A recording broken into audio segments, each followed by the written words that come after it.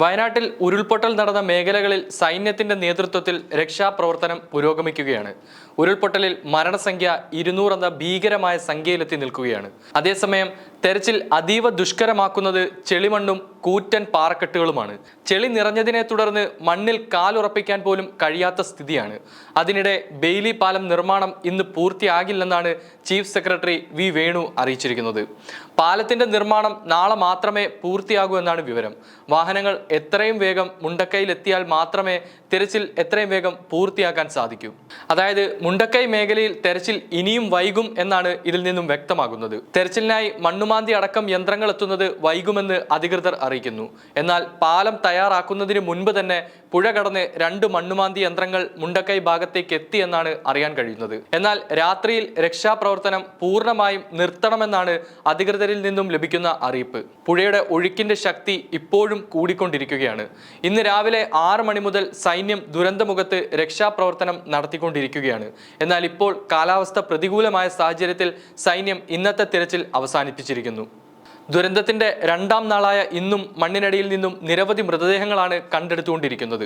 200-ലേറെ ആളുകൾ ഇപ്പോഴും കാണാമറയത്താണ്. ചൂരൽമലയിൽ 4 സംഘങ്ങളായി തിരിഞ്ഞ് 150 സൈനികരാണ് രക്ഷാദൗത്യം തുടർന്നുകൊണ്ടിരിക്കുന്നത്. ചൂരൽമലയിൽ നിലം പൊത്തിയ വീട്ടിൽ നിന്നും പിഞ്ചുകുഞ്ഞിന്റെ ഉൾപ്പെടെയുള്ള മൃതദേഹം രക്ഷാപ്രവർത്തകർ കണ്ടെടുത്തു. കൂടുതൽ സങ്കടകരമായ കാഴ്ചകളാണ് മുണ്ടക്കൈയിൽ നിന്നും പുറത്തു വന്നുകൊണ്ടിരിക്കുന്നത്. മുണ്ടക്കൈയിൽ നിന്ന് ഇന്ന് കണ്ടെടുത്ത 8 മൃതദേഹങ്ങളും തകർന്ന വീടുകൾക്കുള്ളിലായിരുന്നു. കസേരയിൽ ഇരിക്കുന്ന രീതിയിലുള്ള 4 മൃതദേഹങ്ങളും കണ്ടെടുത്തിരുന്നു. ഒരു കുടുംബത്തിന്റെ മുഴുവൻ അംഗങ്ങളും കെട്ടിപ്പിടിച്ച് കിടക്കുന്ന രീതിയിലാണ് മൃതദേഹങ്ങൾ കണ്ടെത്തിയത്. ഇത്തരത്തിലുള്ള കാഴ്ചകളാണ് രക്ഷാപ്രവർത്തനം പുരോഗമിക്കുമ്പോൾ മുണ്ടക്കൈ പുഞ്ചിരിമട്ടം ഭാഗത്ത് നിന്ന് കാണാൻ കഴിയുന്നത്. മണ്ണിൽ പുതഞ്ഞുപോയവരെ തേടിയുള്ള രക്ഷാപ്രവർത്തകരുടെ ദൗത്യം പുരോഗമിക്കുകയാണ്. അതേസമയം കേരളത്തിലെ വയനാട് ജില്ലയിലെ ഉരുൾപൊട്ടലിൽ കേന്ദ്രത്തിന് വീഴ്ച സംഭവിച്ചിട്ടില്ലെന്ന് പറയുകയാണ് കേന്ദ്ര ആഭ്യന്തരമന്ത്രി അമിത്ഷാ. ഉരുൾപൊട്ടൽ ഉണ്ടാകുമെന്ന് ജൂലൈ 23-ന് കേരളത്തിന് മുന്നറിയിപ്പ് നൽകിയിരുന്നുവെന്നും അമിത്ഷാ രാജ്യസഭയിൽ പറഞ്ഞു. എന്നാൽ കേന്ദ്രത്തിന്റെ പ്രളയ മുന്നറിയിപ്പ് കേരളം കണക്കിലെടുത്തില്ല. പ്രളയ ഭീഷണിയുള്ള സംസ്ഥാനങ്ങളുടെ കൂട്ടത്തിലാണ് കേരളത്തെ കേന്ദ്ര കാലാവസ്ഥാ വകുപ്പ് ഉൾപ്പെടുത്തിയിരിക്കുന്നത്. ആ നിലയ്ക്ക് നേരത്തെ നൽകുന്ന മുന്നറിയിപ്പുകൾ കേരളം ഗൗരവത്തിൽ പരിഗണിക്കണമായിരുന്നുവെന്നും അമിത്ഷാ ചൂണ്ടിക്കാട്ടി. കനത്ത മഴയുണ്ടാകുമെന്ന് മുന്നറിയിപ്പ് ലഭിച്ചയുടൻ 9 അംഗ NDRF സംഘത്തെ കേരളത്തിലേക്ക് അയച്ചു. എന്നാൽ കേരളം മുന്നറിയിപ്പ് കണക്കിലെടുത്തില്ല. 7 ദിവസം മുമ്പ് ഉരുൾപൊട്ടലും പ്രളയവും മുൻകൂട്ടി പ്രവചിക്കാൻ കഴിയുന്ന സംവിധാനമുള്ള 4 രാജ്യങ്ങളിൽ ഒന്നാണ് ഇന്ത്യ.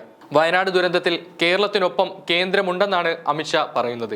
20 സെന്റിമീറ്ററിലധികം മഴ പെയ്യാനും മണ്ണിടിച്ചിലിനും സാധ്യതയുണ്ടെന്ന് 26-ന് വീണ്ടും മുന്നറിയിപ്പ് നൽകി. മുന്നറിയിപ്പ് ലഭിച്ചിട്ടും ആളുകളെ മാറ്റിപ്പാർപ്പിക്കുന്നതിൽ കേരളത്തിന്റെ ഭാഗത്ത് നിന്ന് വലിയ അലംഭാവം സംഭവിച്ചുവെന്നാണ് അമിത്ഷായുടെ വിമർശനം.